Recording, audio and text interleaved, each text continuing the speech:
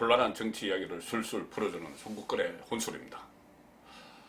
어제 자유한국당이 2차 장애 집회를 가졌죠. 광화문 광장에서 2차 장애 집회를 가졌는데 한국당 추산 5만 명이 모였다고 합니다. 1차 장애 집회 때 일주일 전에는 2만 명이 모였다고 한국당이 발표를 했고 경찰 추산은 2천 명이었죠. 경찰 추산은 지금 어제 집회에 대해서는 나오지 않았지만은 한국당이 1차 때보다 그 2배나 많은 인원이 모였다. 이렇게 이야기를 하고 있습니다. 자, 최근에 한국당 모습 상당히 싸움닭이 된 것 같은 그 모습입니다. 상당히 변했죠. 지금 정치권에서도 한국당이 완전히 변했다, 확 달라졌다 이런 말이 나오고 있습니다. 자, 어떻게 변했을까요? 제가 판단하기로는 이렇습니다. 일단은 웰빙 정당에서 투쟁 정당으로 변했습니다. 그 다음에 이 계파 갈등, 고질적인 계파 갈등이 있었는데 그 계파 갈등이 어쨌든 지금은 잠복되고 한교안, 나경원 투톱 체제로 변했다. 또 하나는 한국당 회의에 각종 회의가 봉숭아 학당 이런 말을 들었죠. 서로 제각각이었는데 지금 단일 대우로 뭉치는 그런 형태로 나가고 있습니다. 자, 하나씩 살펴보겠습니다. 한국당은 그동안 웰빙 정당의 대명사다 이렇게 불렸죠. 그전에도 그랬지만은 특히 이명박 박근혜 정부를 거치면서 콘크리트 지지층, 보수들의 콘크리트 지지층이 있었습니다. 한 30%까지라고 이야기를 했는데 그 콘크리트 지지층에 안주를 하면서 어떤 투쟁력이 없었죠. 특히 그때 여당 때는 더 그랬고요. 그 이후에 박근혜 정부가 실패를 하고 또 조기 대선에서 정권을 뺏기고 또 작년 지방선거에서 참패를 하고 이런 과정을 거쳤지만 여전히 투쟁력은 없었습니다. 국회의원 개개인이 본인들이 다음 총선에서 살아남겠지 이런 아니라는 마음이었고 과거 여당 시절에 그런 모습을 그대로 보였습니다. 정권도 없으면서. 그래서 가령 홍준표 대표가 처음에 야당이 되고 나서 처음에 장애 집회를 할 때 그때 명분이 상당히 약했는데 장애 집회 나간 이유를 이렇게 설명을 했습니다. 우리가 투쟁력을 기르기 위해서다. 이렇게 이야기했습니다. 그렇지만 그 이후에도 그 투쟁력은 거의 보여주지 못했고 심지어 그 1월이죠. 올 1월 초까지만 해도 그랬습니다. 당시에 조혜주 중앙선거관리위원회 임명 강행을 했죠. 거기에 반발을 해서 단식 릴레이 농성을 하겠다. 이렇게 발표를 했는데 실제로는 릴레이라는 것이 서로 이어받으면서 하면서 5시간 반, 국회의원 한 사람이 5시간 반을 단식을 했죠.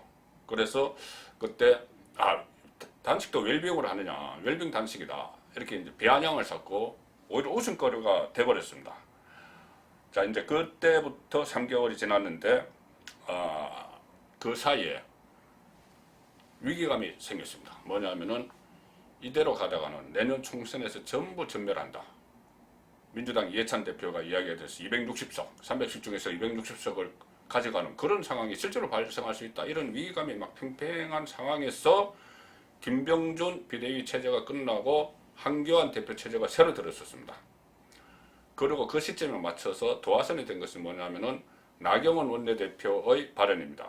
국회 원내교섭단체 대표연설에서 문재인 대통령이 김정은 위원장의 수석 대변인 같아 해외 언론 보도를 인용을 해서 이야기를 했죠.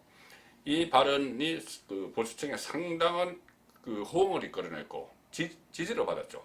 그래서 그 이후부터 나경원 원내대표가 투사가 됐고 한교안 대표도 그동안의 부드러운 이미지에서 벗어나서 상당히 강성 투사 이미지로 바뀌었습니다.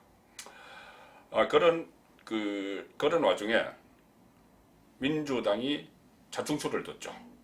정권이 자충수를 뒀습니다. 그 인사파동 때 그 임명 강행을 하는 바람에 여론이 반대하는 사람들도 임명을 강행하고 이렇게 하는 바람에 상당히 비판을 받았고요. 거기다가 또 최근에 이번에 한국당을 완전히 폐쇄시키고 한국당은 빼버리고 여야 사당이 패스트트랙 지정 법안을 발의하기로 합의를 했고 이렇게 되니까는 한국당이 투쟁력이 안 생길 수가 없는 그런 상황이 됐던 것이죠. 자, 그래서 일단은 웰빙 정당에서 투쟁 정당으로 변한 것이고, 자, 전에처럼 개파 간의 서로 다툼, 갈등이 있었다면은 이렇게 일사불란하게 가기는 어려웠을 것 같습니다. 뭐 친박이 있었고, 그다음 비박이 있었고, 뭐 여러 가지 개파 갈등이 있었죠. 그리고 심지어 한교안 대표가 처음에 출범했을 때는 당내 친황계가 생겼다. 뭐 이런 이야기까지 나왔는데, 지금 어쨌든 개파 갈등 이야기는 쑥 들어갔습니다. 그러니까 이것은 또 어떤 측면이 있냐면은 한교안 나경원 체제가 지금까지 한국당에 있었던 개파에서 상당히 자유롭습니다. 물론 뭐 나경원 원내대표가 선출될 때 뭐 친박의 지원을 받았고, 뭐 한교안 대표도 박근혜 정부 때 국무총리를 했고, 대통령 권한 대행을 했고 이런 이야기도 있지만은 지금 그걸 가지고 따지는 사람은 없습니다.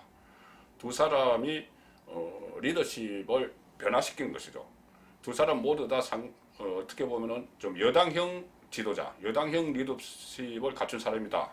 뭐 투쟁력이 없어요. 그렇게 됐는데 이 두 사람이 야당형 리더십으로 완전히 바꾸고 나니까 당내 개파 갈등이 지금은 어쨌든 잠복했습니다. 완전히 없어진 건 아니겠죠.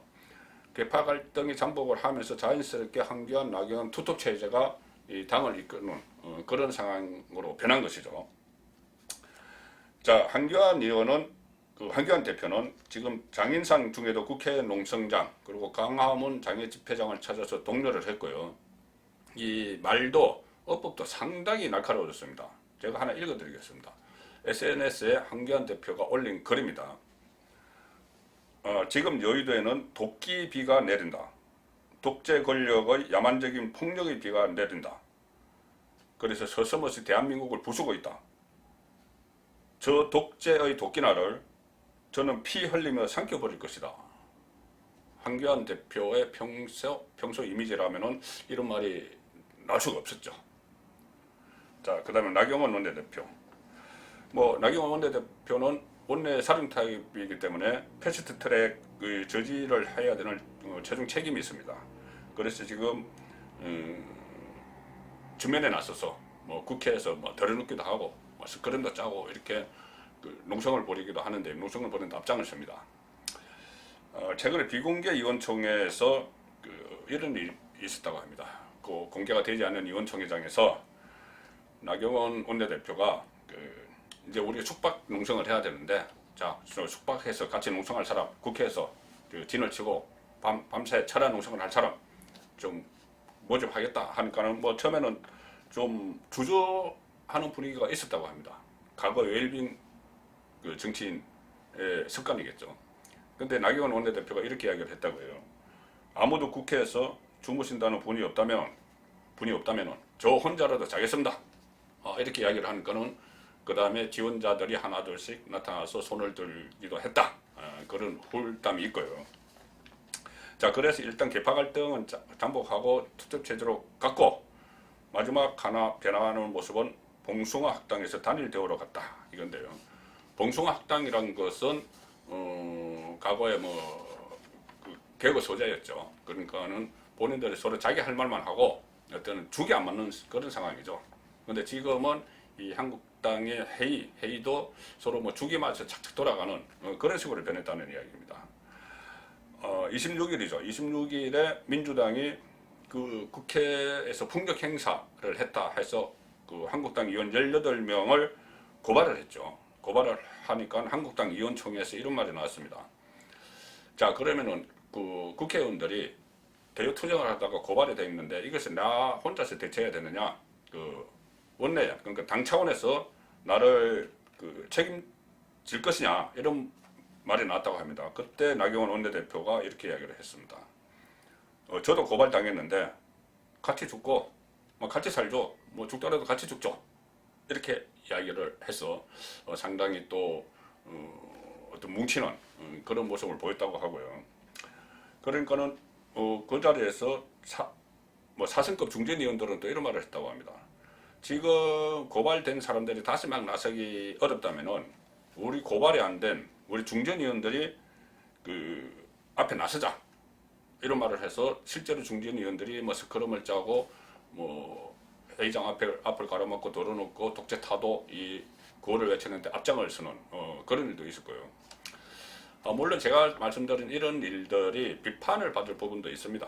국회에서 폭력을 행사하고 국회 선진화법을 무력화시켰다, 이런 지적을 받기도 하죠.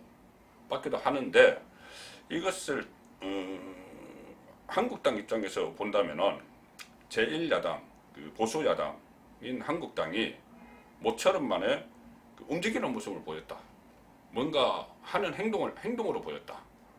이 부분, 물론 이것이 만성화되거나 습관화되면 안 될 일입니다. 그렇지만 지금 시점에 문재인 정부가 이렇게 독선과 독주로 가는 그런 양상을 보이는 시점에 황교안 대표 말대로 계속 말만 해서 안 되니 행동에 나서는 것이다. 이것은 야당 논리로서는 설득력이 있다고 보는 것이죠.